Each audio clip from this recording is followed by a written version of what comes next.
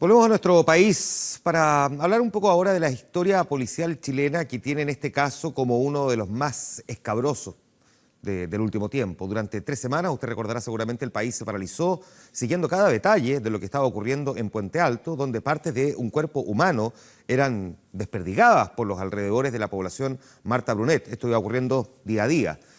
Al conocer la identidad de esta misteriosa víctima, también se supo del calvario que tuvo que vivir antes de ser brutalmente asesinado.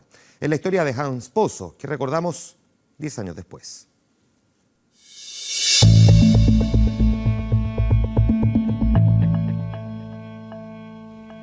Un crimen que tuvo los ingredientes dignos de una película de terror. Un personaje que vivió desde pequeño el abandono y la discriminación. Otro con una reputación intachable, pero que finalmente terminó con un disparo en la cabeza. 27 de marzo de 2006. 10 años del asesinato de Hans Pozo.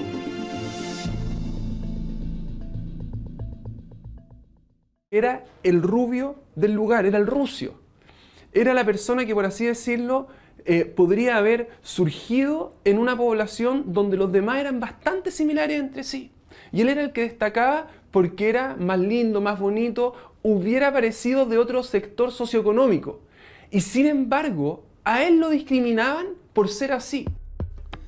Desde el día que nació, Hans Pozo Vergara fue discriminado por sus padres. Así lo cuenta el libro El pecado del rucio, escrito por Daniel Halpen.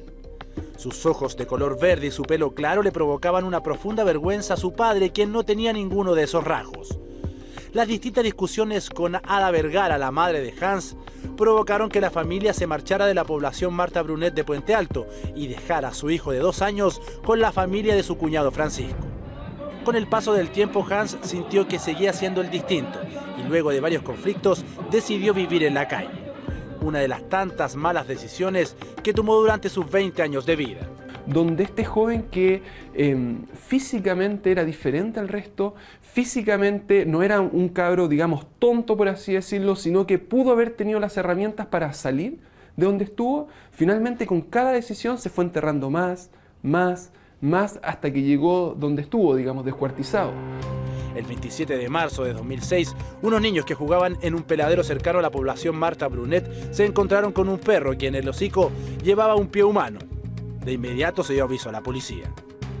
Este fue el sector que eligió el asesino para desperdigar las partes del cuerpo de su, hasta hoy, anónima víctima. En ese momento era nada más que eso, no tuvo mayor atención mediática ese episodio.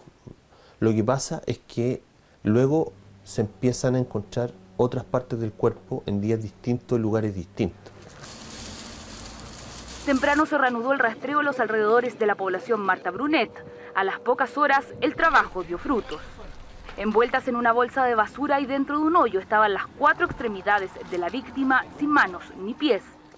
Y empezó poco a poco de un crimen a escarbarse una realidad que para muchos era desconocida, incluyéndome a mí. Yo no tenía idea, por ejemplo, de toda esta marginalidad que podía llegar a existir. Uno la ve, no es verdad, pero nunca se mete tan adentro, porque son temas que uno prefiere evitar, porque es tan doloroso, es tan duro ver esta realidad, que uno muchas veces prefiere evitarla para no verla, cerrar los ojos.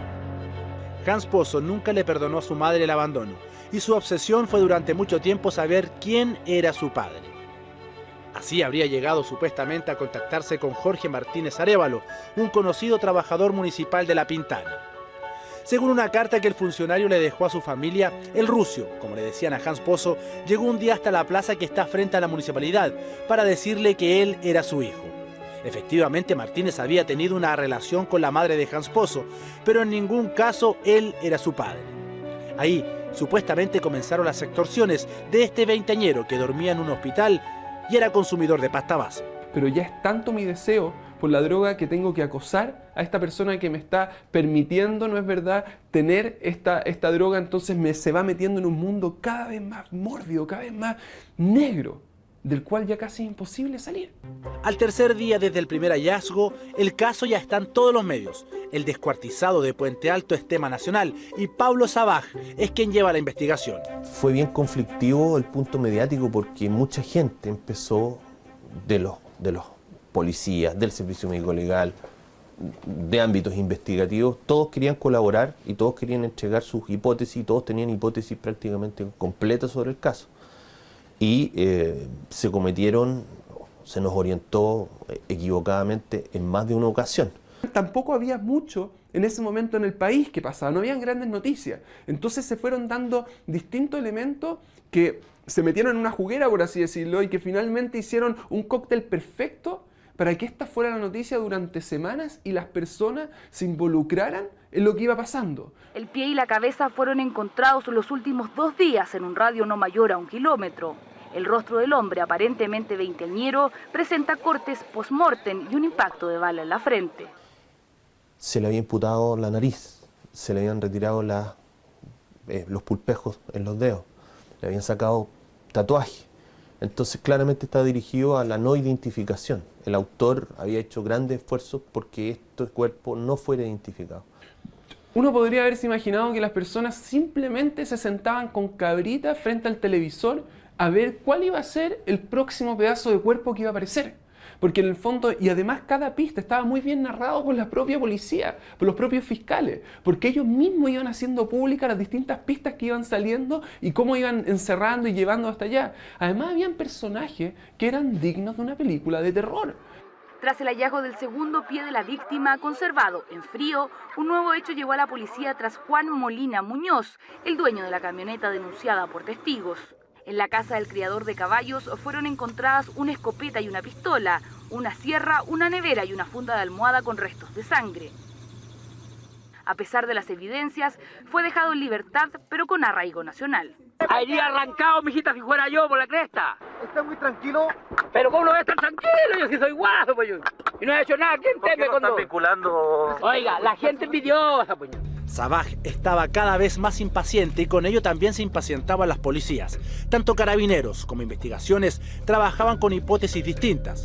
Los medios de comunicación ya hablaban de unas pugnas internas. Más que una pugna, creo que las dos policías querían resolver el caso y todos estaban peleando por resolverlo. En ese sentido, era legítimo tratar de tener éxito, pero hubo algunos excesos en torno a esa competencia que no fueron positivos.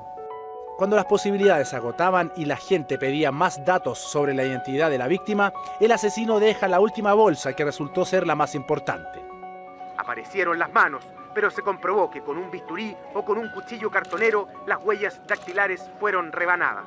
El trabajo de los peritos fue clave para recomponer las huellas digitales que terminaron por dar la identidad definitiva del personaje desconocido. Poco a poco se fue reconstruyendo con la participación sobre todo de los equipos científicos de las dos policías y también de gendarmería.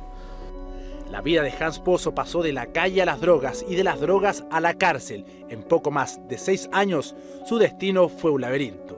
Y vamos viendo cómo cada factor va teniendo un impacto que finalmente lo llevan a vender su cuerpo por droga, a meterse cada vez más en la droga, a tener relaciones, digamos, homosexuales constantemente para poder vender y venderse a sí mismo y sacar provecho de eso. Vemos también cómo cuando cae en la cárcel, cómo hace esa amistad y finalmente traicionas también amistades propias de la cárcel para poder salir y caer de nuevo o en droga o en estos delitos que él cometía para poder obtener recursos.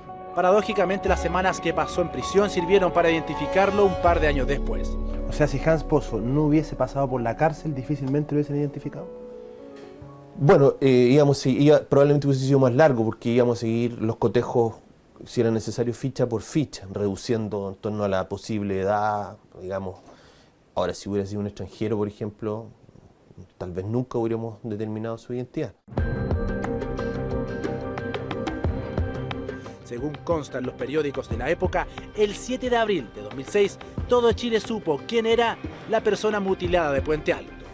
Hace apenas unas horas se determinó que se trata de Hans Hernán Pozo Vergara, de 20 años. Ya no quedan más pistas que entregar. La Fiscalía centrará ahora la investigación para dar con el paradero del asesino. Él se transformó en un símbolo de la marginalidad. Y ese símbolo se transformó porque la gente antes no lo veía. Entonces el crimen le abrió los ojos a una parte de la sociedad.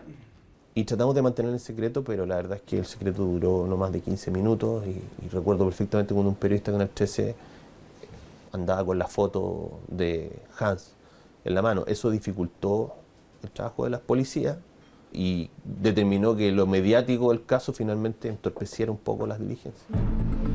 Los fiscales y la policía comenzaron a acercar al asesino y las pistas van en dirección de Jorge Martínez Arévalo, quien habría tenido una supuesta relación con Hans Pozo.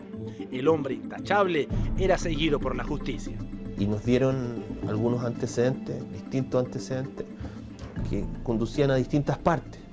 Y uno de esos antecedentes nos condujo hasta la Pintana, hasta la heladería de la familia Martínez. Lo que se empieza a ver es que el tipo ya se desespera, o las personas detrás de esto se empiezan a desesperar y dicen, ¿saben qué? Necesito hacerlo mejor, y con cada esfuerzo que se hacía, en verdad estaban, digamos, enterrándose más ellos porque daban más pistas de lo que estaba sucediendo. Entonces, lo paradójico de esto es que el esfuerzo para hacer un crimen perfecto, si es que quizás nada de esto se hubiera hecho, lo hubieran enterrado y nada hubiera sucedido. Se producen situaciones extremas en la vida de las personas. Creo que esta fue una de ellas. Fue una situación extrema para ambos. Se producía el derrumbamiento de un mundo frente a la develación de una situación. Y eso llevó a la desesperación y a los resultados que vimos. El 8 de abril, 2 oficiales del OS9 llegaron hasta la heladería de la familia Martínez en la comuna de La Pintana. Un procedimiento que debía ser rutinario terminó en confusión y tragedia. Un rati le disparó a mi hermano, un rati. Jorge Martínez. Sí, Arévalo. Un rati le disparó. ¿Por qué vinieron? ¿Qué dijeron? No sé, se metieron para adentro y dispararon. Cuando solicitamos, le pedimos a un dispositivo del C9 que fuera a la heladería a citar a don Jorge Martínez, es que se dispara. Una ambulancia urgente, una pendiente. Según los familiares de Martínez, los policías nunca se identificaron, lo que provocó un intento de fuga dentro del local, que finalizó con el principal sospechoso con un disparo en la cabeza. Según Carabineros, el trabajador municipal se suicidó por la presión de verse acorralado. La verdad de lo que realmente pasó, hoy nadie la sabe. Lo que tenemos claro es que Hans murió de 2 balazos, de un diámetro aproximadamente de 0,38 pulgadas, es decir, probablemente un revólver calibre 38. El cuerpo de Hans estuvo en la heladería y el cuerpo de Hans estuvo en el furgón de Jorge Martínez. Además, algunas de las partes de Hans que aparecieron en los días posteriores estuvieron refrigeradas. El final termina en una pericia, ¿no es verdad?, de que se encuentra finalmente la sangre en el auto de Martínez, de Jorge Martínez, cuando lo llevaron, cuando fue herido, ¿no es verdad?, por una bala al hospital, y la sangre de Hans Pozo que había estado en ese mismo auto. Fue muy duro porque uno se da cuenta que los resultados de la investigación fueron implacables, es decir, hubo personas que obviamente vinculaban a Martínez, que me parece razonable, que nunca aceptaron lo que ocurrió y que nunca lo van a aceptar. Los exámenes de ADN posterior a la muerte de Martínez determinaron que él no era el padre de Hans Pozo. En una carta acusa al joven de extorsionarlo. Hans le habría dicho a unos amigos que tenía una relación sentimental con el heladero.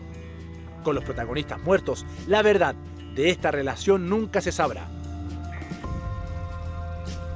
Mientras tanto, las placas de agradecimiento por los favores concedidos se van pegando una a una en la animita del Rusio.